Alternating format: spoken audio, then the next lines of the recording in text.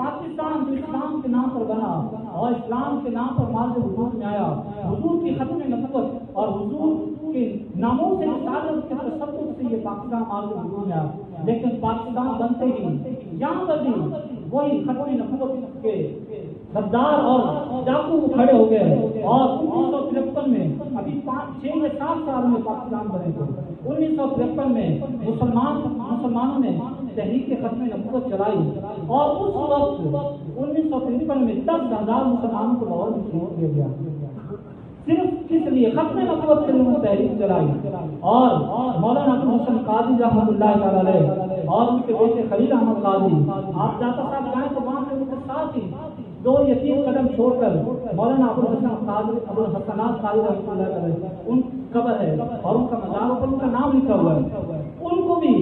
اور ان کے بیٹے ان کو جیل میں بھیج دیا گیا، اور ان کے بیٹے خلیل احمد قادری وہ لاہور میں تھے اور وہ حیدرآباد جیل میں تھے، تو اس وقت ان کو پھانسی کی سزا سنا دی گئی۔ کس مسئلے پر؟ ختم نبوت کے مسئلے پر۔ ابھی پاکستان بننے کو 5 یا 6 سال میں، اور اس وقت یہ مسئلہ کھڑا ہو گیا،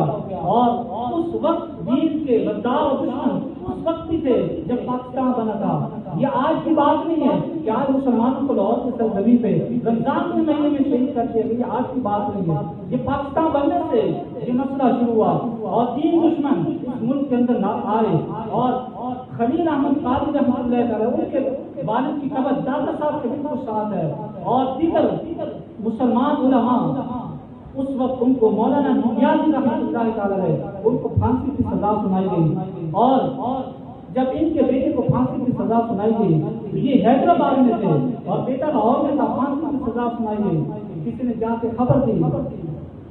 وہاں پہ کہ آپ کے بیٹے کو پھانسی کی سزا سنا دی گئی، تو انہوں نے سمجھا تھا جیل کے حکام نے اور سپرنٹینڈنٹ نے کہ یہ مولانا بوڑھے ہو گئے ہیں، بیٹے کی خبر سنیں گے پھانسی کی طرف طرف جائیں گے اور تحریک سے پیچھے ہٹ جائیں گے۔ جب مولانا ابوالحسنات قادری رحمۃ اللہ تعالیٰ کو جب یہ خبر پہنچی کہ آپ کے بیٹے کو پھانسی کی سزا سنا دی گئی ہے، آپ فوراً سجدہ شکر میں نیچے گر گئے۔ اور یہ کیسے ہو سکتا ہے کہ ایک سامنے بیٹا ہو اور اس کی موت کی خبر سنائی جائے اور باپ سجدہ شکر بجا لائے؟ صحابہ نے تو داستان رقم نہیں کی، لیکن اللہ تعالیٰ نے ایسے لوگ اس پاکستان میں بھی وہ پیدا فرمائے جنہوں نے اس طریقے سے اپنے بیٹوں کی پرواہ کیے بغیر اس طرح اس عقیدہ ختم نبوت پر پہرا دیا۔ اور مولانا نیازی نے اور مولانا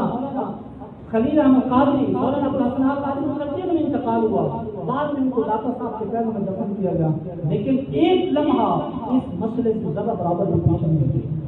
یہ وہ عقیدہ اور اتنا حساس اور نازک عقیدہ ہے کہ اس کے بغیر انسان کا ایمان کامل و مکمل نہیں ہو سکتا۔